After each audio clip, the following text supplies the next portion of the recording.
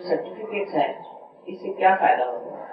उसे यह तो हो सकता है, ठीक है, अध्यात्म में लोग आपको बड़ा साधु बाबा मानेंगे, भाई आप बहुत बड़े आदमी हैं, आपसे बहुत चैतन्य की लहरियां बहती हैं, जैसे हम बैठे हैं, लेकिन हम तो कुछ करते नहीं, निष्क्रिय हैं, बेकार है। आपको तो कुछ करना चाहिए। अगर हम निष्क्रिय हैं तो क्या फायदा ऐसे जीवन का जो सिर्फ निष्क्रिय बना है? तो इसलिए कोई न कोई कार्य में लगना चाहिए। अब सोचना चाहिए आगे चक्र पे कि अच्छा माने कहा था तो कौन सी चीज हमें करनी चाहिए। अगर आप निर्विचार में जाएं तो आपको अंदर से ही प्रेरणा है कि भाई ये तुम कर सकते, ये हो सकता है, इसको करो। इसी तरह से सहयोग फैलने वाला है। तो यहाँ जो बहुत गहरे लोग हैं, और मुझे इसको देख के बड़ा आनंद भी हुआ कि सब बड़े गहरे लोग, और अब इस गहरेपन को हमें बांटना है। ये तो फायदा नहीं कि कुछ लोग हो जाए, समझ लो रविंद्र बाबू जैसे, तो बाकी के तो लोग वही रह जाए।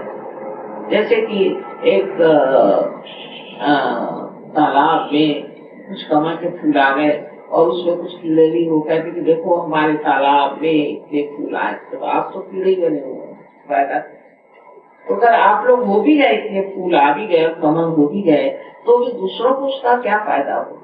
इसीलिए महासरस्वती का तत्व तो हमारे आज तक हम लोगों ने इतना ध्यान नहीं दिया था, इसीलिए मैंने अब शुरू किया है कि महासरस्वती का भी पूजन होना चाहिए। महासरस्वती तत्व में अपने देश में वेदों की रचना हो, उसमें भी कहा गया कि अगर आपको वेद नहीं हुआ तो वेद देखें। वेदों की रचना हुई कि उन्होंने कहा कि जो ये पंच महाभूत है इस पर पहले कार्य करना चाहिए, देखना चाहिए, उनको जागरूक करना चाहिए, उनकी जागरूक करने के बाद फिर हम उसको इस्तेमाल कर सकते। उसी वजह से साइंस वगैरह अपने देश में आए थे। अपने देश में बहुत सारे साइंटिफिक रिसर्च हुआ था, और सब जो आज हम साइंस होते से कहीं अधिक अपने देश में साइंस था, क्योंकि वेदों की वजह से इन्होंने ये इतना भी महाभूत उस पर प्रभुत्व पा, और आप भी पा सकते हैं, सहयोग से आप उस पर भी प्रभुत्व पा सकते हैं, पर आप हाथ तो हिलाएं, आप उधर ध्यान तो दें। नहीं तो ये कि माँ आप देखिए हमारी माँ बीमार है, अरे भाई तो तुम सहयोगी हो, तुम उसको ठीक कर सकते, तुम हाथ तो लगाओ, पहले देखो तो सही तुम ठीक कर सकते हो कि नहीं। जब तुम नहीं ठीक कर सकते तो मेरे पास ले आओ।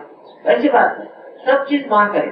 कोई अगर बीमार होगा तो माँ करेगी, कुछ तकलीफ होगी तो माँ को फोन करो।